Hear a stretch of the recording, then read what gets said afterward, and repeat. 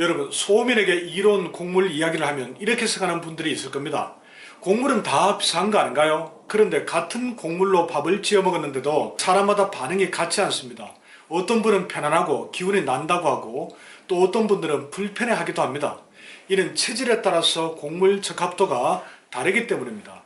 오늘은 소민 체질의 특히 이론 곡물 5가지와 그 이유를 하나씩 알아보겠습니다. 소민은 신장이 가장 강하고 비위는 가장 약한 체질입니다.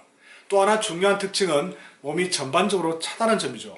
그래서 소민은 기름지거나 차가운 음식, 날 것, 자극적인 음식에 특히 취약합니다. 그렇다면 소민은 비위를 덮여주면서도 소화 부담 없이 기운을 만들어주는 음식이 가장 좋을 겁니다. 이 조건에 가장 잘 맞는 식재료가 바로 오늘 이야기할 곡물입니다. 첫 번째 곡물은 흑미입니다.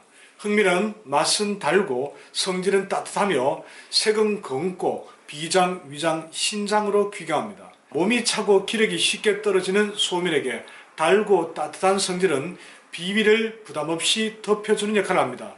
여기에 흑미는 영양학적으로도 안토시아닌과 비타민 B군이 풍부해서 소민에게 필요한 보혈 작용을 자연스럽게 도와줍니다. 그런데 검은색은 신장을 보호한다는데 신장이 강한 소민에게 괜찮을까요? 결론부터 말씀드리면 괜찮습니다.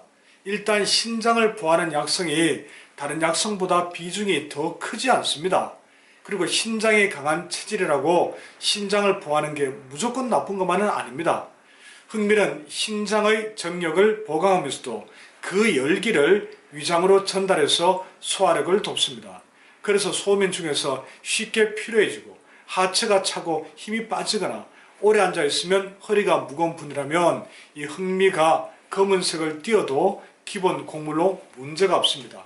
이번에는 두 번째, 소민의 약한 비위를 도와주는 황금 곡물, 바로 차조와 기장입니다. 동의보감에서는 차조를 비장의 곡식이라고 불렀습니다. 그만큼 차조는 소민에게 정말 편안한 곡물입니다. 차조는 달고 따뜻하며 황색이고 비위로 귀경합니다. 모든 약성이 비위를 돕는 쪽으로 작용하고 있는 것이죠. 즉 차조는 위장을 부드럽게 덮여주고 소화력을 서서히 끌어올리며 가스와 복부 팽만을 줄여줍니다. 여기에 기장이 더해지면 효과는 한 단계 더 올라갑니다. 이 기장은 차조보다 비위를 덮여주는 힘이 조금 더 강합니다. 그래서 손발이나 아랫배가 차가운 분, 찬 음식만 먹으면 바로 배가 아픈 소민에게는 차조와 기장이 매우 좋은 조합이 될 수 있는 것이죠. 세 번째는 소민의 혈관을 정리해주는 곡물의 왕, 귀리입니다. 귀리는 요즘 건강식으로 정말 많이 알려져 있죠. 하지만 소민에게는 먹는 방식이 좀 중요합니다.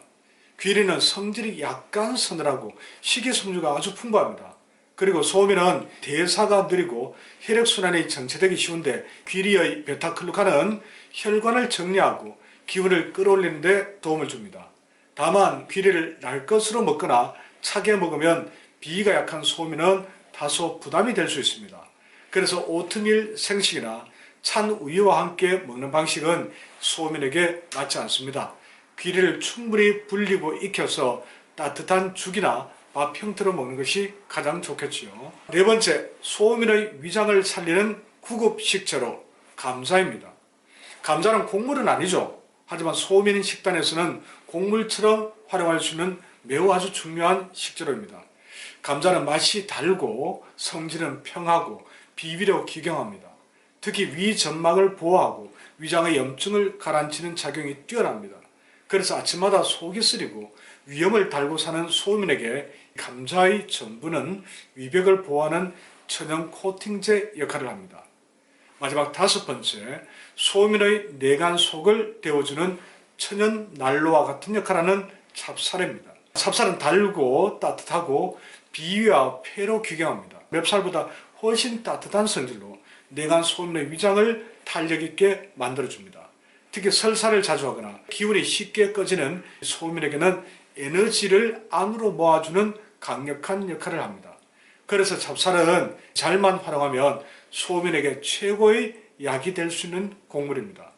다만 이 점성이 강해서 떡처럼 덩어리로 먹거나 과하게 섭취하면 오히려 부담이 될 수 있습니다.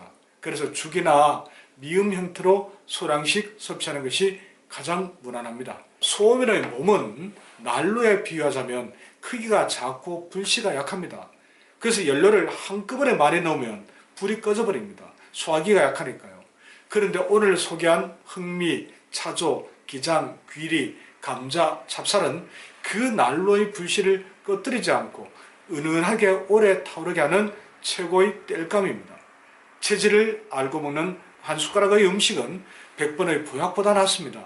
소민이라면 오늘 저녁 따뜻한 기장밥에 감자 반찬 한 줄씩부터 시작해 보시면 어떻겠습니까? 감사합니다.